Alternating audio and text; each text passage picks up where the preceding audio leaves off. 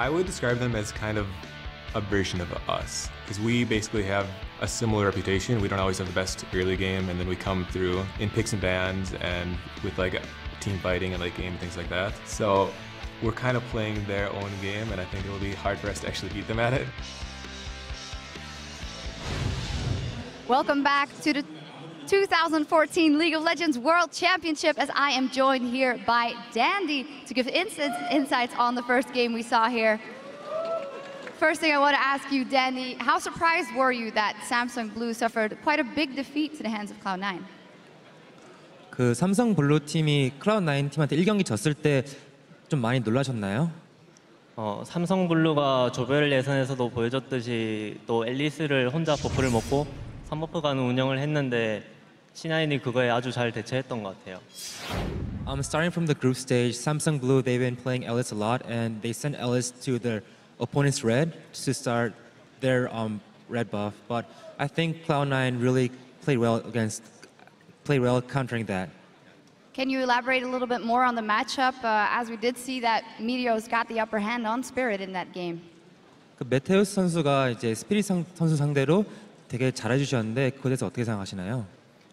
스프릿의 앨리스는 챔피언 특성상 카직스보다 초반에 많은 걸 해줬어야 되는데 그거를 잘 해주지 못했고 그에 반해 메테오스는 카직스로 앨리스보다 잘 성장했던 것 같아요. When you're playing Ellis, you have to actually do a lot more than Kha'Zix during the early game, which Spirit didn't. And I think Meteos did a really good job in farming and growing as Kha'Zix. Well, we'll see how they do in the next game. Finally, Dandy, what are your predictions? And so also, who would you like to play? 그럼 결국 최종적으로 누가 이길 것 같으신지, 그리고 개인적으로 누구랑 이제 4강에서 붙고 싶으신지 좀 얘기해 주세요. 1경기만 봤을 때는 C9이 올라올 것 같아요. 그리고 C9이 올라오면 아마 저희가 결승에서 우승할 확률이 조금 더 올라가지 않을까 생각해요.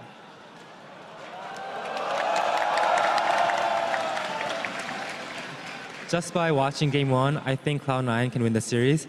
And personally, I think if Cloud9 comes to semifinals, that would give us a much higher chance for our team, Samsung White, to win the World Championship. Wow, fantastic. Thank you very much. Always a pleasure. And as for now, we're going to get right into Game 2 with our casters. Thank you very much, Shox. And of course he wants to avoid Samsung Blue. They almost beat them, that's why. Yeah, I mean, that was a kind of obvious answer to come out of Dandy. I mean, if you want to win a world championship, you really want to do it the easier way, I think. Yeah, they don't have the best of records, semifinals versus Blue, so... Yeah, so they wanted to avoid that one. So, Game 2, we just heard from the analyst desk, and no surprises, they said, obviously, that Blue are going to avoid the poke comp here. What are we expecting? We expect them to roll into something similar, maybe something that they pulled out in the group stages here? Yeah, more team fighting probably. The Rumble did go by not by they thought either about team, it. and that is a very strong team fighting tool for either of these teams. So expect probably one of them to probably pick it up this time around. The other thing is, first pick Thresh, Hart actually had the most deaths on his team there. He did land a lot of good hooks onto high, but I don't know if that was worth their first round pick. Yeah, just not enough. And you also felt like, you know, you land a good hook, yeah, that's great, but can you actually finish that off with the poke that you've got when Cloud9 you say, okay, they hooked someone, pile in and let's just fight them. We're going to find out here as we get into Champions Select though whether the bans will be different as well and how that pick order will be changing up for Cloud9. They start off as they did in Game 1, banning out Yasuo. And this is the big thing. Cloud9 are on the blue side. This is what they wanted. They want the blue side. They feel they're much better on the blue side, yet the red side worked out for them. There is the Zillion ban. This time Samsung Blue forced to pull it out, and the Alistair ban. So they're going back into their old ways. Of course, the Lee Sin being taken away does mean, I'm wondering if Kha'Zix is going to be the first pick for Cloud9 here. Yeah, Blue obviously do not ever want to focus on those champions. They'll be banning them out probably on both sides. And Cloud9 here, one of the big things is Zed is still left up. That's been a really, really big mid pick for both of these teams. And important for high. Right now, Zed and Syndra both up, so he's going to get either one of those two champions, which sort of have been his best champions to perform on. Would he go blind with Syndra? I'm not sure about that one. Oh, Lucian banned away. Respect to Sneaky there. Don't want that one through again. And why not? It was beastly in game number 1. I mean, don't let him get something comfortable. The interesting one for me is Rise, a champion which Acorn not played at Worlds so far, a champion which he's not played at OGN completely. Zed obviously got through. He was banned in game number 1, sneaks through this time, and Cloud9 take that right away. And Blue have got to have seen this first pick coming because they know Hyde loves this champion. So they're looking to take away 2 power picks from this. There is the Kazakhs, as we talked about, was a good first round for Meteos last time around. Let's see what they can pair it with, though. They can wait on Dade and save that longer, but they've already seen Zed, so he could jump into it. Well, I mean, if they're banning away an AD carry, I wonder if they're going to try and go towards an AD carry as a first pick. Maybe get Deft comfortable. We talked about how 45% of the damage before this best of 5 started came from Deft, so they have to get him comfortable. Yeah, and his main 3 things that he's comfortable on, the Twitch, the Corki, and the Kog'Maw, they're all up right now, but he doesn't. When they run Twitch, it's with very specific setup here. They usually have either Kale or Maokai, you know, to help peel for him or make him invulnerable. But I guess they're going right back to the Thresh first pick. But yeah, they don't have this time around, so I'm expecting either a Corki or Kog'Maw for Deft this time around to go back to that skill shot, very big level 6 boost that they like to pull those lane swaps to try and feed experience to Deft 4. You can basically carry on talking here because Cloud9 going back to their signature of we know exactly what we want, we're going to get it straight in there. Corki, Maokai, both locked in. They've got to be happy with Maokai sneaking through there. We saw, of course, Acorn sitting on it and thinking about going for it, but they switched up. We'll see whether Thresh, you know, is such an important pick for them. Obviously, he can make some amazing plays with Thresh, but to let the Maokai through after banning it yourself in game 1, it's clearly a big deal for Blue. Yeah, let's see this time around because Rumble, again, is still up and is a good champion to run into Maokai. Yeah. The only thing is Cloud9 have already locked in a very, very strong mid-game AD carry, so that brings a lot of Dragon control just by itself. Having Sneaky on Corki and Lucian already banned out, he should be able to get... Oop, there it is. Twitch for Deft here, being his most successful champion here at Worlds and also, of course, over in OGN. So that will be locked in. They're going to be taking Rumble. You mentioned the Rumble for Acorn. They decide to go that way this time. Yeah, so they do lock in the Rumble and the Twitch at the same time. So that means there won't be that intervention. There won't be that Maokai peel. He's going to have to rely on Heart and the Lanterns for his repositioning. This is going to be an intense game for Deft. After the look on his face after the last game, he's definitely going to have to keep his head in this game because his position is going to be key for them. But something that we obviously discovered throughout Singapore, it was all about the mid-game there, those group stages that both these teams played in. That's a very strong mid-game comp from Samsung Blue. With that Rumble over there, with that Twitch, you're going to have a lot of early power. Cloud9, of course, as you mentioned, with the Corki in there, could answer it, but that Rumble, it's going to be serious disruption for this Cloud9 team. So when we were watching the Cloud9 versus Shield games, and I always like to talk about the fighting style for the team fights for Shield. Cloud9 have a similar style where they, in the North American LCS, were so good at splitting up during team fights and not having 2 of their carries next to each other at any time. So they're actually a team that's good with Rumble and fighting against Rumble. I kind of like it in this scenario. They also have the Maokai versus Twitch, which is a really good counter. It's so annoying for Twitch anytime you're up against one of these tanks with the targeted CC. Well, we are in Korea, so Gangnam Style is very much on the cards here for Twisted Fate and Dade in that mid lane. But going back to your point, you know, I think the analyst has talked about it. I know Monte Cristo has been talking about it. The fact that obviously Balls and Acorn, probably the best North American player on Rumble and probably the best Korean player on Rumble. So we'll see how Acorn works this time around. That's going to be a big deal, I think. What about that mid lane matchup, picking the Twisted Fate into high Z? So Twisted Fate is a great facilitator for this team because both Rumble and Twitch, if Twisted Fate can gank for them and get them ahead, it will increase the team fight damage by feeding one of those 2 side lanes. So Dade's teleports are going to be really crucial for this one around. And again, with that Flash Ghost that he's been running on all other champions, but also on Twisted Fate, he'll have the mobility to do that. And I think wards around that mid lane are going to be really important for both teams. Some incredibly mobile teams on both sides, honestly. This could be a very action-packed match. Of course, Cloud9, if you just joined us, well, they're leading 1-0. Apple Pie is very much alive. And you guys back home in America, of course, you're going to have a late night ahead of you, I think. This is a best-of-5 series that could well go the distance. So, which lineups do you think look stronger coming into Game 2? Tweet us hashtag C9win or hashtag hashtag SSB win to @LLE Sports. And of course, let us know who you think will win this game. We'll be checking the results out very, very soon. All right, so as we're about to load into this early game, the early couple minutes are going to be crucial because Blue are probably going to look for that lane swap for Deft and Heart, like they've done in so many of their games. This means that the early wards deep in the lane and through the jungle are going to be very, very important. And look at the respect there. Yeah. Skin 4 high up against Samsung Blue. We'll see if that is a bit of an omen for him.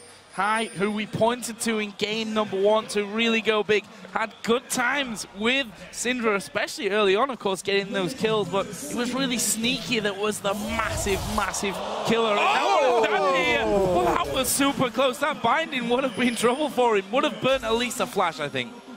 All right, Dade's warming up, though. He's got his dancing shoes on, that's for sure. Sidestepping that dark binding. Heart trying for that Scar award. Can he do it? He's looking for the hook. Because they've got they've got sight of Sneaky. They're looking for that long-range hook. The only thing is they don't have any follow-up, so not a lot of damage. Even if he did land that hook, they'd have to call more of the team down to actually make that play. Well, remember in last game that Cloud9 had a great level 1 start. This time around, I don't think Samsung Blue are looking to get caught out as heavily as they did, trying to make themselves a pick of their own. It does look like they're going to be starting out on the red buff, as are Cloud9, so even start for both teams this time. And it looks like they are going to have the regular lanes here, going 2 versus 2, Twitch Thrash into Corky Morgana. Let's see how that works out for them. Cloud9 are grouping up on this side. They still could do a late invade here and go for that late blue side invade, because a lot of the times you do expect lane swaps from blue, and they do go for it. So this will be a good call from Cloud9 because the blue are starting their red buff. Question is, can Meteos actually run blue to blue and get back in time? In fact, his balls is here as well. He's got that TP available, of course, to go back. Saplings will help out. There is the back. So we're going to see Balls head back to base first by himself. I guess a couple more pots and then TP into that top lane, while Acorn will not use that TP, so he's going to have it available should anything happen in the next 30 seconds or so. And once again, really like this sweeper lens in the early stages from Meteos. 2 games in, managed to clear out vision both times to get the invade on the enemy jungle. See if they continue with that. Might become a little bit predictable, but predictable or not, they get in there and they get their aim of taking away that buff. The reason that those late invades on your duo side are predictable is because that is the safest way to start your jungler off. Even with all the crazy lane swap metas that we've seen over this season, the safest way has always been to invade with your jungler on the side that your AD carry and support are with. So Cloud9, even if Blue start to expect it, it's not really a strategy that is easy to make a counter to, and you have to really work with the Fog of War and try and catch them off guard with a 5-man sitting in a bush strategy to try and punish them for that. Those dark bindings being thrown out, as well as the Tormented Soil, constantly trying to keep Samsung Blue on their toes in this bottom lane. Sneaky missing a couple of CS there just at the end. Giant wave going to be pushed up, so Deft will farm to his heart's content right here. Will take a binding though. Phosphorus Bomb's already been thrown out by Sneaky though, so it won't get any follow-up. That's the comment. The Lemon Nation so far this game has been absolutely godlike with those bindings. Don't really expect that to change. I mean, he has been pretty godlike with those bindings all season. A master of aim on that Morgana. And as you mentioned, bottom lane, we saw the brief flash of the stat there. Sneaky with a 22 KDA from his 15-0-7 Lucian in that first game. We'll see if he can bring a similar kind of number into this one. Gonna be hard to do that kind of thing twice in a row against a team like Blue, though. Yeah, so far they're doing a good job shoving them under turret, but as well, Deft and Heart have done a decent job of CSing under that turret, trying to use the Targon Execute as well for their advantage. And we've seen both junglers sticking to top and bottom side of this map respectively, because those are the sides that they stole buffs on and have control over. Not too much early action though.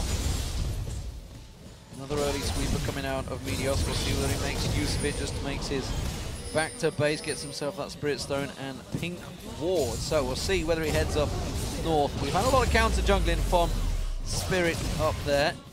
Currently, of course, Acorn keeping the pressure on Balls. Pressure that Balls is happy to just take and keep on farming on that turret. He's not missing a beat in terms of farm. But now that the junglers have made their first back, let's see what paths they take, whether they try and set something up. Of course, a lot of action in this bottom lane in the first matchup. Yeah, and even if Spirit does want to come down to this side of the map, he's got to be very careful, because Dragon's side of the map in standard lane matchups is extremely important in the early game here. Cloud9 already have the stronger duo at this moment, so if Meteos focuses down there or in the mid lane and gets that lead, they saw him, that we're looking at, looks like they're going to collapse on Spirit. He has jump. Put a little bit of a late ward into that. Meteos comes across, but the Cocoon not quite landing as a gold card from Dade directed at Meteos. But look at this. Lemon Nation actually forcing the bottom lane away completely. They do manage to sidestep that binding coming out of him, but forcing once again Deft and Heart out of the lane, and they're going to try and keep it where it is. Yeah, this bodes very well for Cloud9's early game, because like I said, if you can win the bottom side of the map without having to use extra resources down there, then it sets your team up for a very strong early game. It has drawn the attention of Spirit, though, trying to even it out, and it is sort of wasting some of his time. Jungler time for Blue, a little bit going to waste here. Yeah. Meteos was close by and is about to come back, has got that sweeper, so he'll clear out that ward in the tri-bush and give them vision. Where's High going, though? He's coming around the backside. This is a collapse from Cloud9. Yep, they pinged him.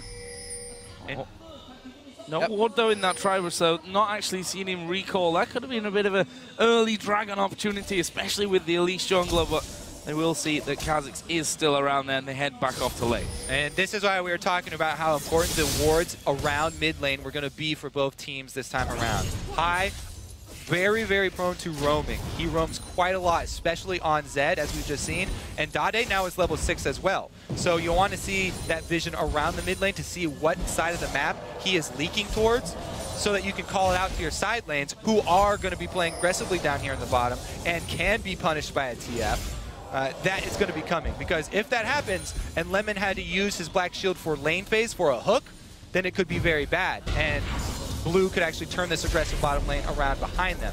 So we'll probably see Lemon hold onto his Black Shield as much as he can and play very conservatively with it. Balls missed out on a bit of farm there, but he is back in that top lane. Saved his teleport, didn't get up there quick, so he will have that available. We are hitting the 7.5-minute mark, so chances of a Dragon are very much likely. They're going on Dade. They're going to collapse. They're going to use everything on him. Meteos comes around the side. One more hit should do it. He's going to run out. He gets it. It's fast blood for Meteos. And this time, Cloud9 strike again.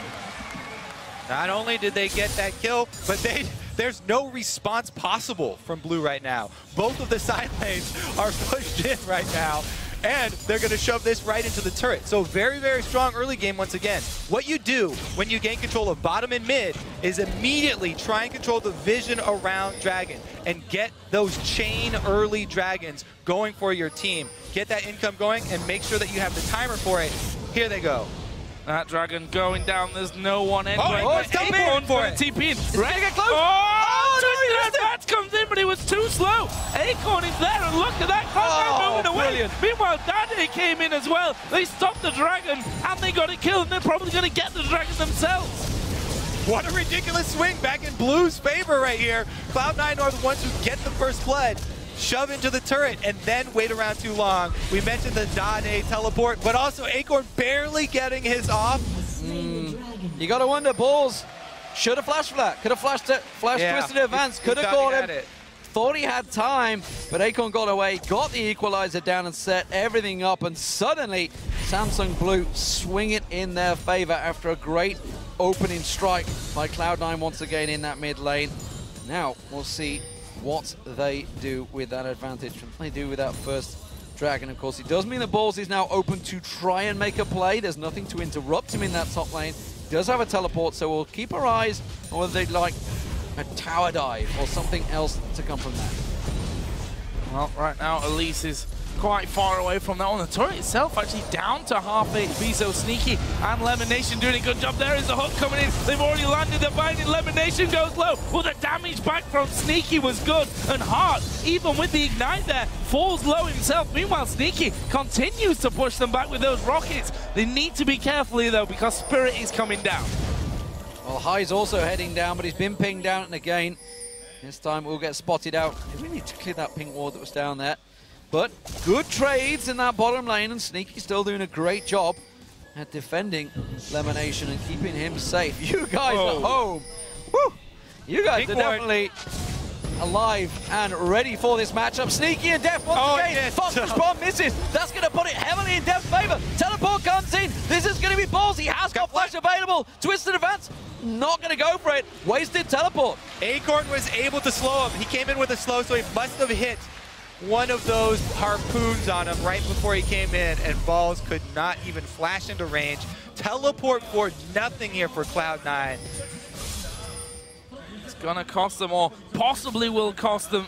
Doesn't necessarily mean that it will in the end, but right now Cloud9 jockeying for vision control on their own side of that river. Got a good few pink wards down on that bottom side at this point, so really looking to keep a hold of that side of the map. And Sneaky, I thought, you know, Def might have bitten off a little bit more than he could chew, but once a phosphorus bomb misses and you see that Sneaky had no mana left for that one, it wasn't all that bad. In the end, though, this lane starting to once again settle down somewhat with a 10 CS lead for Sneaky. Here comes Twisted Fate. Oh, we're going to see if he's going to catch on Gold Gun. Oh, he does pull it. He held on there. Lemonation hooked in. Sneaky should just back away from this one. Def will pick up the kill, and they get him started early. So I want to point out what Dade was doing with his TF. He ran all the way through his own jungle. He went back into the small jungle entrance between his turrets to make his way down bottom, so that even if Cloud9 have wards around this mid lane, he made sure that his path would not be seen. Dade took very, very careful plans to plan out that path down bottom. And there it is. We saw it come full circle. They punished the bottom lane for being pushed up, and even though Lemon held on to his last kill, they got the kill. Trying to answer with the mid shove. Very, very close, but no cigar. Well, they'll get it at some point in the near future, but holding on there, a little scared to hang around just as Dade came back into lane. And he himself, Seeker's arm guard now, trying to make it a little bit harder for High to get through all of that. Meteos off towards his blue buff, just clearing out that camp. Still, we fight for vision control on the bottom side as well. Dragon's still a little way off from this one, though. Well, the support's going to be raking in a little bit of gold for keeping control. And, you know, it's not just even about the Dragon at this point. We already talked about the roads that bottom as Def here. Going to take a lot of damage. It's going to be invisible. They're binding, and it is going to be Sneaky that gets the kill. Hart nowhere near to defend. That's going to be the turret, too, because only Hart is down here. Cloud9 going to take a pretty big lead in bottom. Meteos, though, still farming his race. Let's see what he can do mid. Dade stepping out the side, but he can't leave that mid turret. It's got 2, maybe 3 hits left on it, and that could be 2 towers quickly for Cloud9. Dade is not allowed to leave. Doesn't have Twisted Advance up, his Destiny available just yet, but look at the tower. 1 hit. High is punishing every time he leaves this lane. There's more walls cleared out. 1.5 minutes till Dragon come up. This would be a big coup for Cloud9 if they could manage those 2 turrets right after one another. They've sent Hart to that mid lane as well. Even Spirit is still hanging around, and they keep it alive, at least for now. But gonna be important as this Dragon starts to edge closer. One thing worth noticing, Acorn's TP is ready. Balls is gonna be a little while off. The other thing that's really important is that Blue now have the Twisted, the TF ultimate up, as well as Deft almost to his Blade of the Ruin King. So you have to start worrying about those picks from the TF plus Twitch combo. Not only do Blue have team fighting with Rumble, but they also have the ability to catch you anywhere on the map that you don't have pink wards. And the big thing, of course, for the Rumble is as soon as you get that Haunting Guys and Boots in, you're pretty much ready and set to go. So, of course, that Equalizer will be doing a hell of a lot of damage, and it's going to cause a problem. Samsung Blue looking strong if they want to create an opportunity at the Dragon. Of course, Cloud9 are going to maybe look to cause themselves some advantages. That tower will go down. It will be the second of the game, easily taken. Spirit coming around the side, risky. We just saw how aggressive Sneaky is feeling in this game. We'll see if they try and create something over the next 20 seconds for this Dragon. Yeah, so what Blue are probably going to try and do... Uh-oh! He gets picked, but nobody's in the area. They wanted to follow up. They didn't see it. What Blue want to try and do is get one of those picks, then start the team fight. Cloud9 have control of the area, though. As said, they have to wait on Ball's ultimate. Even though the Dragon's coming up, they still don't have the TP matching ability in that top lane. If Acorn joined and Balls didn't once again, it would be disastrous for Cloud9 to get caught in the Dragon Pit versus that level 11 Rumble, level 2 Equalizer. Balls either has to flash this time to stop it or wait around to be able to answer it.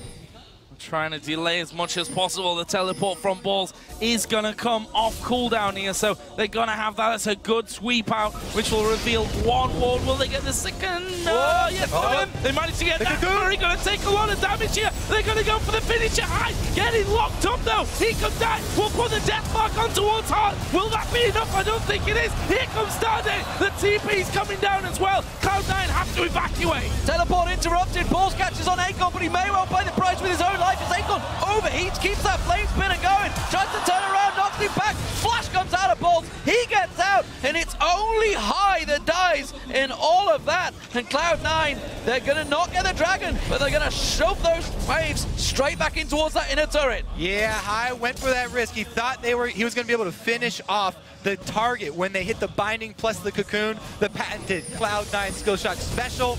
Just got kind of baited himself in there with that low HP target, and because he got cheated by that Fog of War up the ramp, ran into everything, and they lose that pretty big. This could be bad for Def. Can they find him? Have they seen him? Are they going to check? No. Well, they do. Phosphorus bomb went down, but they know. That should be Dragon, so it's recalled here. High went down to the bottom. They've already got Meteors there, so 3 on Dragon right now. No TP for Acorn.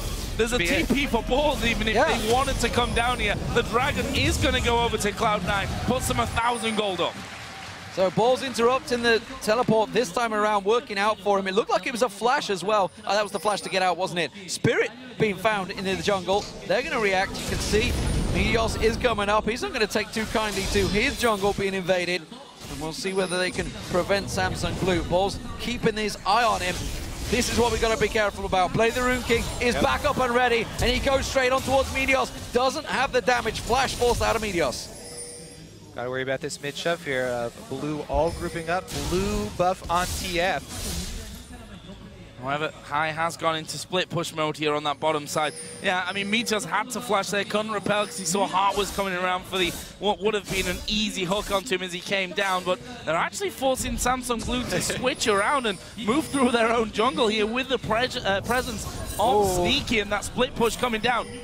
Balls still has teleport, remember? He's got the teleport advantage now for Cloud9. So if Cloud9 can keep him split pushing up in that top and get it into the turret, draw Acorn up there, then they can actually force one of these fights if they get some deep wards down, because the mid turret and the bottom turret being down for Blue open up bottom side of the map to aggression from Cloud9 since they have the teleport from top side. So the early lead for Cloud9, but it is only a very small lead, just 1,000 gold between the two.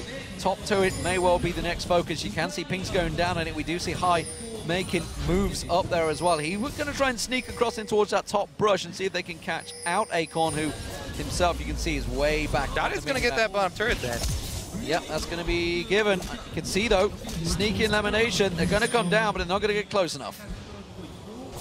There's a tweet from X Special as well saying elimination single-handedly made me prioritize Thresh less in LCS. And yeah, when you got a Morgana that's that scary, you can see why. Yeah, he played something like 70 games in a row in solo queue on Morgana in the middle of the season, and it definitely showed.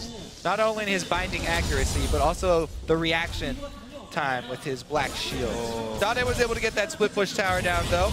More money to him, and he... They're trying to bait this one out, but this is dangerous. Deft is nearby. They're going for Acorn. It's going to be a tower dive. Deft is going to get close enough.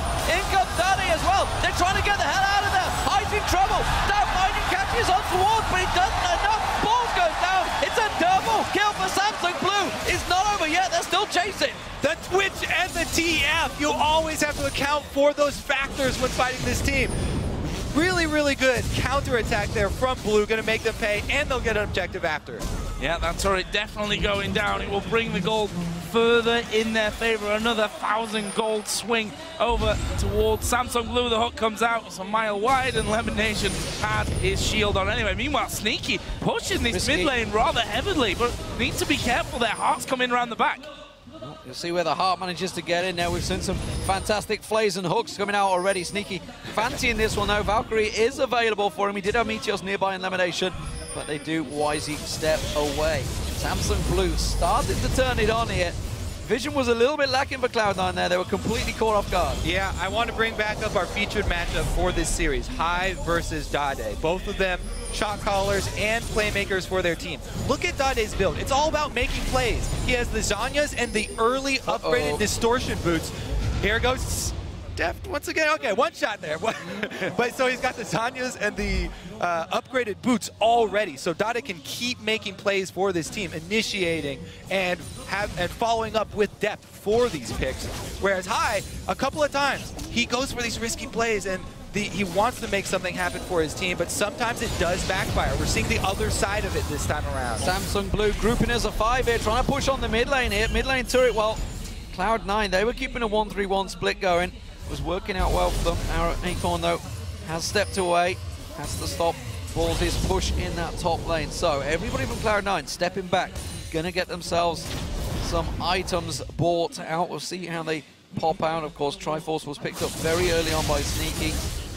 He's keeping up well with Deft, who himself is looking a lot more dangerous in this game. And once again, he's looking for the kill. The teleport's coming in. Teleport coming in, but there's a death mark from High. Turning it around. Deft is going to go down here. High gets the kill, but he falls straight away. Balls will be the second victim. Meteos dives in there. They get a kill on Heart. He's walked up to the back. He's managed to get away. Spirit's still alive. Dade comes in to get a rampage. Wow, crazy stuff. It's not over yet. Sneaky's still got those rockets to keep on firing, and they are doing a hell of a lot of damage. They've got to be careful that Acorn doesn't catch him with one of those slows, but that tower will fall down, and a 4-for-1 fight to Samsung Blue once again. They reacted so fast to that fight in the middle that Deft sets up. Again, yeah, these picks from Blue. Deft is playing without fear here. Again, starts up with a Zed right next to him. High doesn't hesitate to go in on him and go for the kill, but they get into kills because they bait in Balls.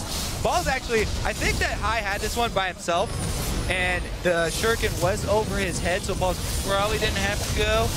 Nope, that shuriken wasn't over. He got him with the slash though. But 2 kills right there, and then Meteos gets hooked in here. He didn't want to dive it on there. Heart with the hook to bring him into the middle, and the rest of Cloud9 try and back up Meteos. Oh, double kill with that wild card, the flash wild cards from Dade. But again, drag control here for Cloud9. They want to jump on it. Not over yet. You can see Samsung Blue, they're coming around the side. Pink wall goes down. Dragon is picked up fast for Cloud9. Question is, can they get out? Dade's coming from the bushes just above them. The death sentence land, the equalizer. That kind of whiffs. Meteos in trouble. They're going to collapse on. Acorn's the one they front, and he pulled him away. Meteos putting damage down. Meteos gets taken down. Dade gets on towards him. Spirit jumps away. Highs are separated. He goes down. It's going to be another kill for them. Dade, he's going to try and pull away from this one. Lemonation. Oh no! That misses. Dade will get taken down already. Turns the kill around. The shield pulls in the ignite. Not quite going to get him down. Sneaky's in trouble. It's going to be an ace. I cannot believe that Samsung Blue just turned that fight around. Completely split, completely messy, and Samsung Blue in full control. And there's Blue showing their team fighting abilities in the mid game here. So well played. Gets the objective axer, gonna push down the mid turret, and Dade got out with his life after that Zhonya's. I don't know how, even. It was We're going to have to look at the replay here. The Zhonya's in there, big team fights, one after the other, and it leaves Samsung Blue here 14-4 up in kills. That gold lead going their way, Cloud9 being kept in with the Dragon. Let's see that one again. So they got the Dragon, and then the Equalizer, they're able to dance around it. So you thought this would be a good fight, but Meteos is going to go for Dade here, and he misses the Cocoon. So he gets gold carded, Spirit jumps in for the execution, and High's all by himself with the rest of the team. He can't do anything because he also gets exhausted. And as I said right here, Dade's still holding on to that Zhonya's in his pocket. So 3-member collapsing on him. He's able to get the kill and still get out because of the shield from Heart. Even though he misses that, doesn't matter. insane stuff. And that even came in there right at the very end. You saw him just, there's another gold card, and I'm still alive at the back.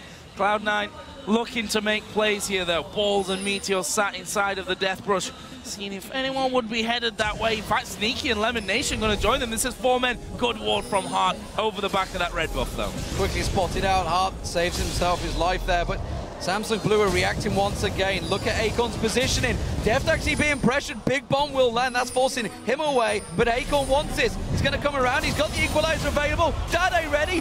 The equalizer goes down, but it's not good. Dade's going to come in. They have to deal with him fast. He's not going to have the Zhonya's available. Yes, he has. He's back off cooldown. I can't believe that he's going to get caught down. Will they get him down? They will. 4 versus 5. Big. Can they turn this around? They need to go in, but this is all happening. High's taking down turrets. 4 versus 5. They traded 1 for 1. That was great for Cloud9. Also getting the side turret here. High still pushing up. Don't stop the recalls here. No one's been able to get back into the base. Acorn now trying his best to get off there. The Wraith actually stopped him, recalling once again. And High is still going on that inhibitor turret. Acorn, oh no, he stopped as well. Sneaky in the middle. Couldn't get back. They're trying on the top side of the red buff. He's High gonna is get still going. Sneaky gonna do good damage to that inner turret. Surely the inhibitor turret is gonna go down in the bottom left. You can see High picked it up. Sneaky almost killed Spirit there in the middle at the same time. They're chasing him. They're chasing him. You can see Acorn's going to come around. He may turn this back on towards him. Zhonya's He has also. to run away. Goes on towards him. Zhonya's is there. High tries to use it to his advantage. Get away. But look, they're going for Baron. They're going for Baron. Cloud9 is going for Baron. They draw the entire team to the top side of the map. And now they're going to get the Baron. Acorn's teleport is up. Dade's teleport is not up, so Acorn will be the only one. And they don't have any wards on the inside. The shot calling from Cloud9 once again. Wow. Everybody talked about the split pushing would be Cloud9's weapon against Blue's team fighting in the late game. They pulled it off and they got the teleport from him. Equalizer goes in, but you can see Samsung Blue. They're going to chase. Dark binding. It's not going to land. No need it. Gets it. Oh, he lands the Meteor. It's going to be a sacrificial lamp ball. Just run the hell away from there. That will be 1 kill, but the Baron picked up, and well, Samsung Blue, they're led on a merry dance by Cloud9, akin to Natch in White Shield in the last match when they had that tiebreaker. Cloud9 shot calling, it is on point, but they may well lose a turret here. It's only going to buy them some breathing room, though. They still lose the turret. They're running out of those very, very quickly here, and the Baron buff is going to buy them some time to try and even up some gold in this game. Gonna try and hunt down High. Did see his position was revealed thanks to the Destiny. There is a push over the 20 gold card comes in. Spirit dives on top of him. Deathmark will go, and they won't be enough to keep him alive or get the kill. That's 1 for Spirit. Good news is, for Cloud9, High already didn't have a Baron buff because he was the one split pushing when they took it, so it wasn't as big of a deal, but still, even running through your own jungle, it's not your jungle anymore if you don't have any wards and you're facing this team, the Twitch, the TF, even Acorn has been teleporting when Destiny has just been used, you have no vision in your jungle. Why do you walk into it? What the hell was that? That was rubbish. That's what it was. Rubbish. Come on, High. Step it up, boy. You're at 171. This is not what we want to see from Cloud9. At the moment, Samsung Blue have themselves the lead. They are 5,000 gold in ahead, despite the Baron being on Cloud9. Sneaky. He's going to have to drag the team screaming and kicking on this one. Game 1 for him was incredible. He's at 2-on-1. He's avoided a lot of the skirmishes. And right now, they're looking to see if they can try and pressure this top turret. Deft was there, but he stepped away. They were trying to set up a trap for him, but it is not going to work out. And this Baron buff, it's going to time out without getting much use. Well, an opportune Baron at least brings the gold back for Cloud9. High, better watch out, because Demon's after it. Demon's got to have his head for that one. I'm almost scared You to were stand just here. praising his shot calling, though, so remember that. He's making great shots, Remember that. that's for sure. But at the moment, his actual play itself is somewhat lacking. That's a turret, though. And again, Cloud9, they're running good positional advantages here. The Dragon will go across. I think this is the first Dragon for Samsung Blue, maybe the second. But this game is far from over. 4,000 gold is the difference, but as we've seen, Cloud9 don't care about gold leads. They can keep you guessing, and High is going to keep on split pushing throughout this game. I don't think he's going to give up on that one at any point. They're going to continue the 4-1 split. Thing is, as this game goes on, it gets harder and harder for Cloud9. They're facing the Kazakhs, Twitch, Rumble, TF here. This is ridiculous. There's so many answers already built into the team on Blue. They have 2 Zanyas, and Deft has been able to finish his Quicksilver Sash now. So High, he has to split push. There's too many things that he can't deal with in a team fight here. It's going to become really, really difficult for Cloud9. And this Baron buff, even when they had the Baron buff, they weren't able to close the gold gap at all. They traded objectives, and they lost extra kill. The trading turret, you can see the bottom inner turret will go. Samsung Blue pushing this one while the top one is being pushed. Protected by Dada, uses his Destiny to try and clear out. Does manage to get the wards, the minions down. Cloud9 have to back away from this one. Samsung Blue are not backing down in the bottom lane. They're going for the inhib turret. 4 people there, that's a dangerous TF up at the top. Can get rid of the waves quickly. Sneaky actually stuck around. Lemon Nation will recall, but there's enough there for Cloud9 to force them away from the inhibitor. So it leaves us at 6-5 in terms of towers. Of course, there's an open inhibitor down in the bottom lane thanks to that push earlier on from High. The question is, can Cloud9 get into that kind of position again to pull something off in this game? First things first, I think they need to start getting some ward control back. Well, the thing is, I'm talking about things that Blue has to answer Cloud9's. The split push is really hard for them because, as we said again, the TF plus the Twitch can chase him down at any time. So it's really putting Cloud9 into a corner here as to how to outplay Blue right now. And it really does have to come from extra vision control and picking somebody off. That's just the problem. The High's targets are lacking now. QSS being picked up by Deft. 2 Zonyas, of course, on both Acorn and Dade. There's really a lack of who he can go up against when the team fights do happen when he gets in there. So we'll see how he does. At the moment, it's going to be down the bottom. One of those targets he can get, Spirit, maybe if he can catch him out, but I don't think Spirit's going to be foolish enough to push this wave on his own. It is the mid lane that looks like Samsung Blue are going to group up and shove back in. Right, still waiting though down bottom, scanning out those brushes, making sure that he's actually not in full vision. When I say he's not in full vision, they ping right on top of his head though. Oh, Dade's going there. And we've got 1.5 minutes until the Baron comes back up. Dade will get a tri-bush ward down. I believe that High is actually still inside of the brush, has not actually shown himself there, so you will see Dade actually coming back. And, I don't think he stepped out there. I don't think he came out of the brush there. So Dade, he may know he's there, he may not know he's there. High wants to get out High's anyway. like, nope, not having none of that. Oh, he's sticking around. So High, that vision that you were mentioning, deep vision for Cloud9, isn't Get a back there. door. He wants the back door. Isn't there, so he didn't know somebody else would come.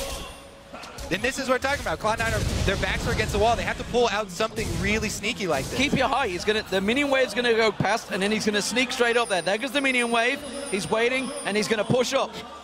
He's gone. He's already off. He's going. There we go. He's going to try and sneak in the back door. Balls has pushed the top wave, so Dade may well go up there to deal with that wave, and that's going to buy them time. Clever tactical play. He's really been sneaky. He snuck into a side door here before the other minion wave came down. He snuck over through this little bush. He's working his way up inch by inch. He's playing the spy games here. He put a ward there, just to the right. So he's got vision, now he's sneaking up, but he's not where the guard moves by, he moves up again into the next shadows. He really is. Fourth place. He's really a full-on ninja right now. He's going for it. High, fully taking this Zed to the next level. Embracing the champion fully. I'm interested to see if he can pull this one off. We've got 3 seconds for Baron. There's the minion wave gone. Get ready. There he is. The ninja. They saw him. They saw him. No! Oh, they pinged him. They pinged him. They saw him. The Baron just spawned, though. So if they all pull back, we could see Cloud9 stick the Baron. He knows it. He knows the spot. In comes Dade. The jig is up. Turn it around. He's going to try and get away. But look at Cloud9. The rest of the team, they're running to Baron. And well, Samsung Blue know about it. They're going to try and turn a merry dance here. It's not going to happen for them. Dade does get himself the kill. And in goes Cloud9. It's not going to be enough. Deft off the side, along with an equalizer. It's a scary prospect, and Samsung Blue will beat them away. Oh, good equalizer comes out from Acorn. He flashes into the middle, but landed into a binding there. This could be bad for him. He's got the Zonyas, of course, which will keep him alive for a while longer. One more on. Sneaky would have done it. Sneaky being attacked and killed by Spirit. Meanwhile, Elimination goes down, and that's 5 men down. An ace for Samsung Blue for nothing. they could go straight to Baron. What an attempt from Cloud9, though. They knew. They were just boxed into a corner, and High blows out the Black Ops mission. Even though the mission barely failed at the last stage with 1 step, it was still a valiant effort, and Blue have done such a good job controlling this game. Talking about how the picks and bans, they completely switched back to the picks and bans, to the team fighting that they know and love, to the Twitch that Deft knows and loves, and you have to commend them for their ability to execute. Those mid-game fights especially were on point from Blue. And this one, of course, as you're saying, it was a desperate move from Cloud9. They were trying to go over to that Baron because, you know, High had done that split pushing, but again, you're against the Rumble. He's got the equalizer when you're in the pit. Very hard to take, even 4 versus 5 for Cloud9, and Blue make them pay for it. So big comeback for Samsung Blue. They've looked solid throughout this game. They now have themselves a 12,000 gold lead and the Baron picked up. 6-5 still in turrets. Cloud9, they are still showing they have game. They have tricks up their sleeve if they can make them count. And remember, it was a 10,000 gold lead last time against Najim Whiteshield. They did lose that game, but they certainly led them on a merry dance for a very long time in that tiebreaker game using these tricks. So Cloud9 really on top of their game. The problem is that gold deficit may well be too much now. Yeah, and I think High's going to think twice about trying that again. It took him about 5 minutes, only to be spotted anyway as he stepped out of the brush. So that might not be an option for them in the future. Although I say that, and High's like, you know what, guys, I'm going to try this one. However, Deft has spotted him. The slow does land, and there is Spirit. There is a death bar going down from High onto Spirit. Misses out on the shurikens, but he's going to run for the base anyway. Why did he flash? He didn't. I tell a lie. He used the shadow. Shadow dash, Dev's going to catch him on. What are Cloud9 doing? Are they going to try and pull something off this while he pulls their attention, pull 3 people to the top? They can't get anything, but they do get a little bit of wall control in their own jungle. They know that their time is run out, and they know this is why they commend Blue so often for their late game planning. Think about it coming into this game. Not only the team that they set up, but also the item paths that they took for everybody. So many answers. It's just really hard for Cloud9 to do anything down. I just like, they're onto my tricks. Yeah, they've got me figured out. So push down middle here from Samsung Blue. Baron buff still ticking away. Get rid of some of those wards that Cloud9 got out on that last little merry wander from High on the top side of the map. Looks like they're going to be going for the bottom side. Minion wave is already there. And Dade, with that Lich Bane, is absolutely wrecking those towers. They try and hold them back. The equalizer will be enough to force Cloud9 off. Ball's going to get locked up by the gold card. He will walk away, but the inhibitor won't be so lucky because it's got no legs. Clean execution from Samsung Blue. They're going to do the same again, I think. They've got the minion wave coming in a moment. They can take themselves Deft has legs. Second inhibitor. Deft is trying to sneak around again. 7-8. What a reaction from Deft, of course.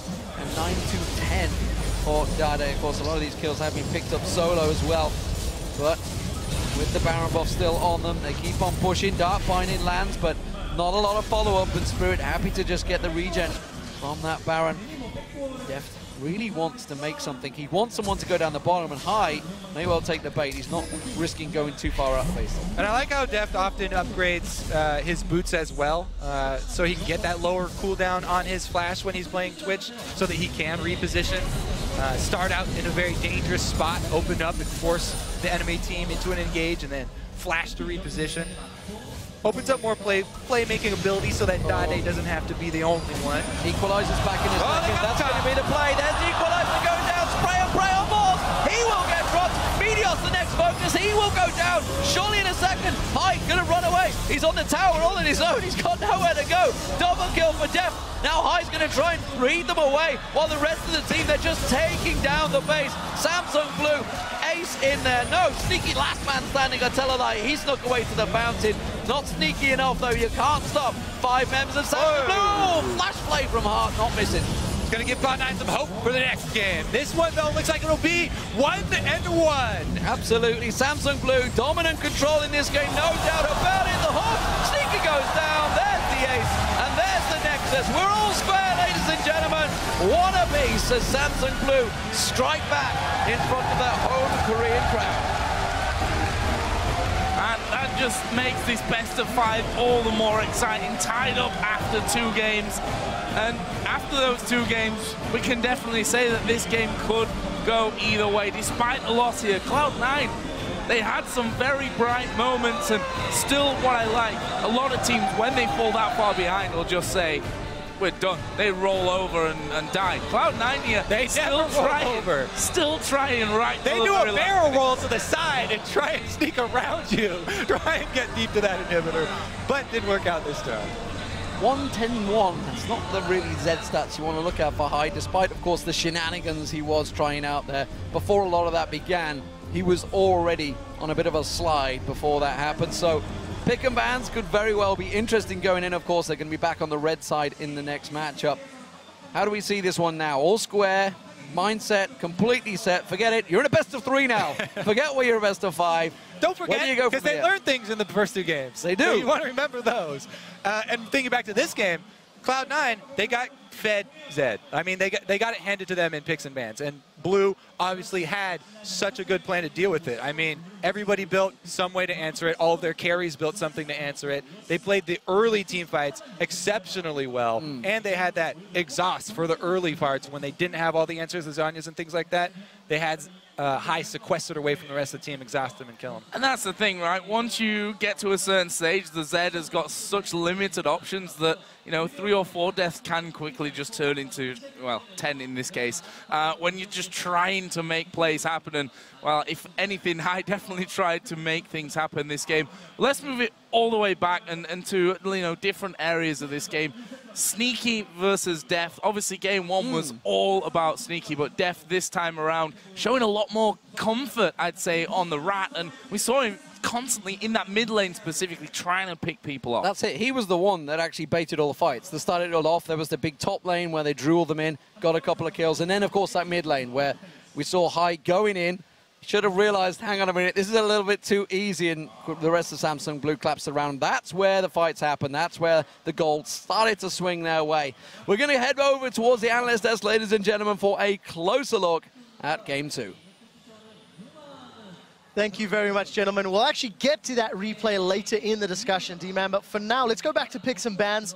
Balls with a fairly early lock-in of that Maokai. I feel like he didn't have the biggest impact during the course of the matchup, whether or not you agree or disagree with that, but something that definitely was counted well was High Zed. It felt like Samsung Blue had a good answer to that. Yeah, before we talk a little bit about picks and bans, I want to just say that Blue, in terms of just their champion selection this game, they went back to their comfort picks. We talked about Acorn. He's only played 2 games ever previously on Nidalee.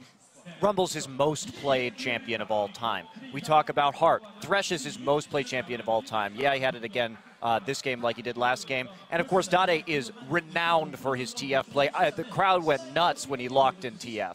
Yeah, the Elise for Meteor, 0-2 this tournament. Elise 5-10. We can take that graphic down for the time being as we move on the discussion. Let's talk about some of the early game. Nowhere near as dominant for Cloud9 this time around. They got those head-to-head lanes once more, which I wasn't necessarily expecting. Crepper, how is Cloud9 playing early game? I think Cloud9 started out pretty strong, but something I want to highlight of what Blue did well is their like Black Shield manipulation. So we saw it in the bot lane in the first time in a 2v2 where Hart basically flays one target back, fakes the hook on one target, and he will aim it at, so he will force Lemonation to Black Shield Sneaky, and then the hook will go towards Lemonation. Yeah, you say that's standard Thresh into Morgana play, but the second time, the beauty really was when Dade teleported bottom, he teleported slightly behind Lemonation, and Lemonation, I think it's like land scares or he was black shielding for another reason, but he black shielded early.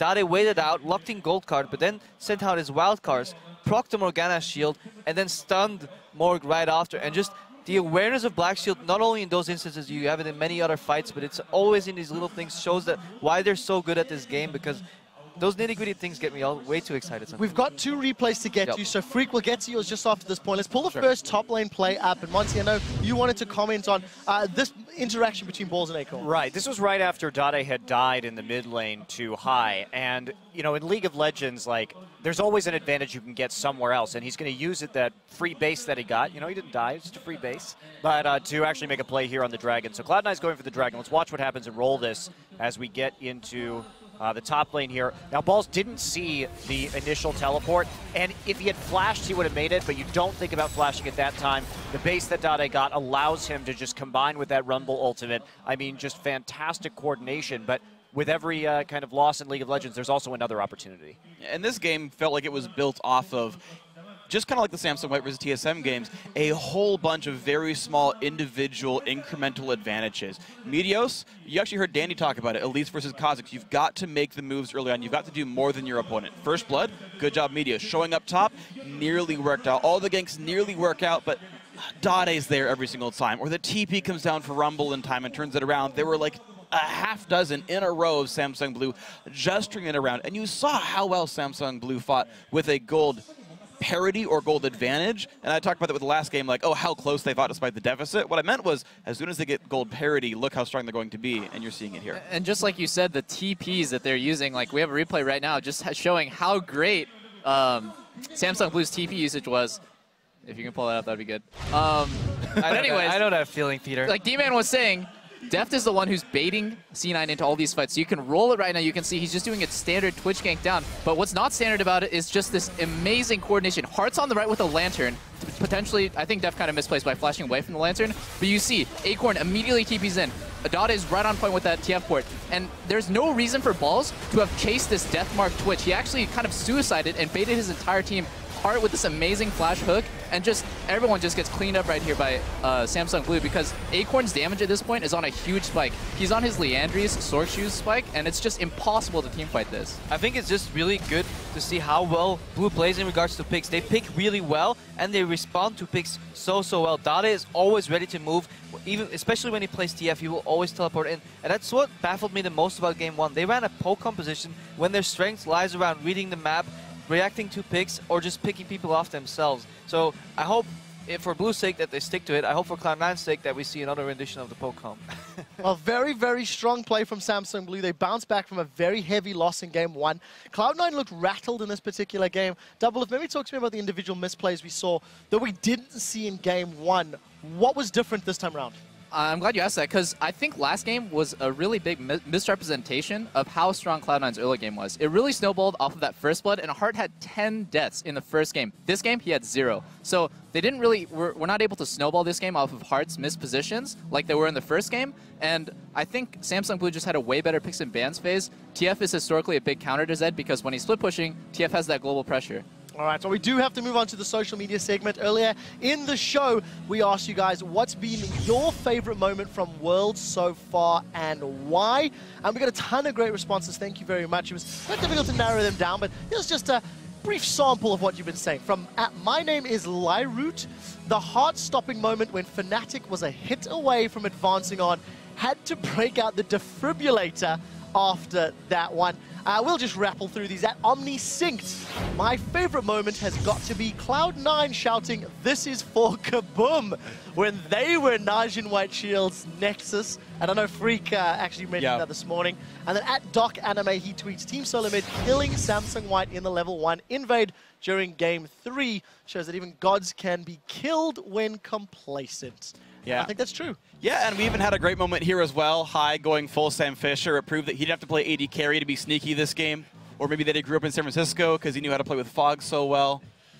Crepo, you have any... Do you want to carry on? Do you want to carry on? Full ninja? Right, anyways. Yeah, we're all done. Guys, off, boys. Thank you for sending those to us. And remember that you can tweet your fellow World Championship fans throughout the games by using the hashtag Worlds. We'll take a break in the action. And as we go, Cloud9 talks about the surprising victory from Kaboom over Alliance that catapulted them into the quarterfinals. On the last day of groups, we were in our practice room actually. When Kaboom was playing Alliance, we were scrimming OMG, I believe. We basically assumed that Alliance had the game won, so we weren't really paying too much attention to it. We knew that we had to beat Najin, and that would force a three-way tie. We were going to hope for the three-way tie, and we were kind of a little bit sad about that. We have to beat Alliance and Najin again. We all knew what it meant if Kaboom managed to pull off a miracle. We didn't think it would actually happen, but in the back of our heads, like, oh, what if this happens? It'll be amazing for us. Representing Brazil, of course, it is Kaboom Esports. And their opponent on the red side is Alliance from the European LCS. We were doing okay in the scrim, but then Balls just got super distracted and started watching the stream. He's like, wow, guys, Kaboom's winning. We're all just trying to be like, dude, like, Alliance is probably going to win anyway. Stop watching that, focus on our game. Balls was probably the one that was paying the least amount of attention to the scrim, and he also said throughout the entire week that Kaboom was going to beat Alliance on their last day. Since I was watching the match, I ended up dying because I wasn't paying attention to my champion. I thought that since this Kaboom's last game, that they're going to go really big, and that no one's going to expect it, not even Alliance. The charm catches on Wicked. No way. Tino's goes in. He's got him. He takes him down. Kaboom are destroying Alliance. I cannot believe this right now. As the game progressed, it was really funny. You could see they were no longer paying attention to the scrim with OMG and just watching Kaboom win. The second Nexus turret is almost about to go down. That is Alliance down. Kaboom, they flipped the fuse, and I can't believe it, D-Man. Kaboom takes the game over Alliance. What the hell just happened? I'm pretty sure half the venue could like hear us screaming. It was something we never thought was possible at that point in time. Wow, if we beat Najin, we don't even have to do a tiebreaker to get out of group.